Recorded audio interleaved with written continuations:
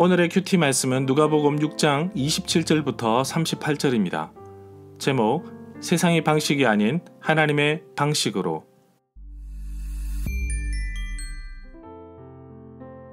먼저 앞뒤 문맥을 살펴보겠습니다.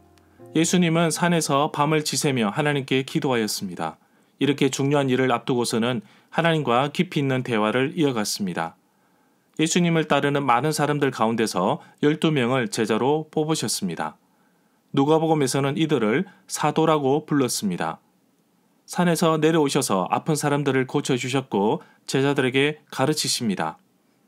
마태복음 5장에서는 산 위에서 가르치셨기 때문에 산상수훈이라고 부르지만 누가복음은 평지에서 설교하셨기 때문에 평지설교라고 구분짓습니다. 예수님은 제자들에게 원수를 사랑하고 미워하는 사람들에게 잘 대해주라고 하십니다. 저주하는 사람을 축복하고 모욕하는 사람을 위해 기도하라고 하였습니다. 달라는 사람에게는 주고 빼앗아 가는 사람에게 돌려달라고 하지 말라고 합니다. 이렇게 원수를 사랑하는 것으로 인해 상은 있겠지만 이 또한 보상을 위한 실천이 아님을 기억해야 합니다. 정말 사랑하지 않는데 원수를 사랑할 수 있을까요? 물론 마음으로 받아들이기가 쉽지는 않을 것입니다. 그러나 예수님의 가르침대로 한번 도전해보고 삶에 실천해 봅시다. 이미 나는 사랑을 많이 받은 사람이며 또한 그 사랑을 베풀 수 있는 사람입니다. 주십시오. 베푸십시오. 그러면 하나님께서 흔들어 넘치도록 채우시고 공급해 주실 것입니다. 문단을 나눠보겠습니다. 27절부터 36절은 원수를 사랑하라. 37절부터 38절은 다른 사람을 비판하지 말라. 27절에 보면 너희를 저주하는 사람들을 축복하고 너희를 모욕하는 사람을 위해 기도하라고 하십니다. 이 구절은 로마서 12장 14절에도 나옵니다.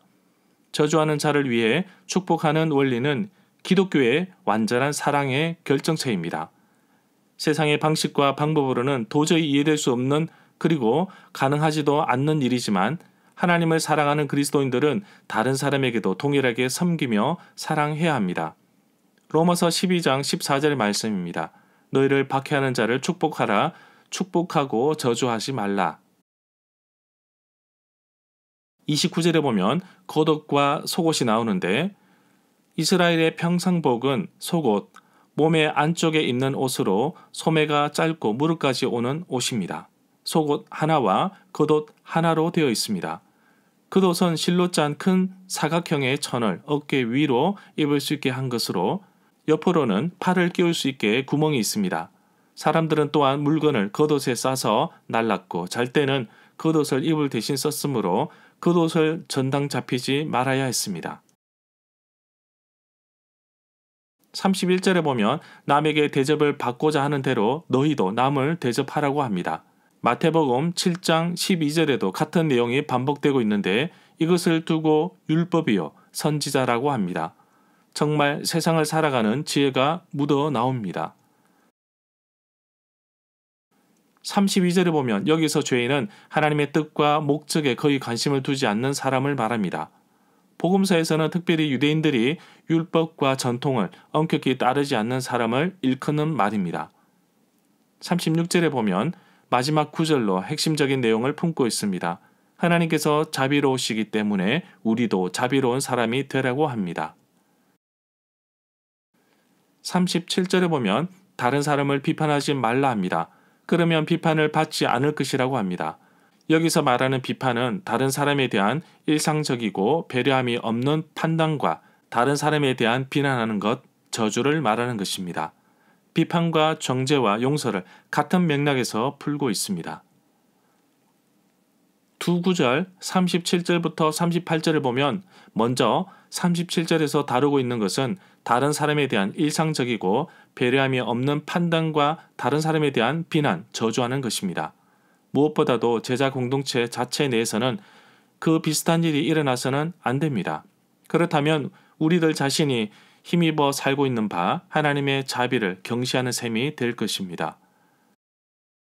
다른 사람에 대한 용서의 자세는 종말 심판에 대해 하나님의 태도를 결정짓는 데 필연적인 결과를 낳습니다. 넘치도록 선물을 받은 자로서 예수님의 제자들은 모든 면에서 다른 사람들에게 후하게 그리고 기꺼이 주어야 합니다. 여기서도 한 사람이 적용한 척도는 종말 심판 때에 하나님의 행동을 결정짓는 데 결정적인 요소가 될 것입니다. 절마다 상세한 설명과 구절 해석, 핵심 내용과 중심 줄거리는 네이버 블로그에 올려져 있습니다. 내게 주시는 교훈입니다.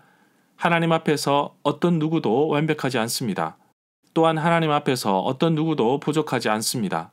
공동체가 건강하게 성장하려면 서로서로 돕고 섬기며 이해하고 도와야 합니다. 원수는 사람과의 관계에서 이해하는 영역에서 서로 다르게 인식함으로 발생된 손해에 대한 보상을 바라는 차원에서 생기는 현상입니다. 성경에서는 원수에 대해 대하는 태도가 세상의 방식과는 전혀 다릅니다. 세상의 방식을 가지고 하나님의 말씀대로 살 수는 없습니다. 내가 비록 손해를 보더라도 더 약한 사람, 더 어려운 사람에게 손을 내미는 것이 성숙된 그리스도의 모습입니다. 하나님은 자비로우신 분이십니다. 또한 거룩하신 분이십니다. 하나님은 끊임없이 우리에게 요구하십니다. 세상의 방식이 아닌 하나님의 방식으로 세상을 살라고 요구하십니다. 그렇게 살면 손해볼 것처럼 계산되지만 실제로는 하나님께서 채우시는 놀라운 기적을 경험할 것입니다.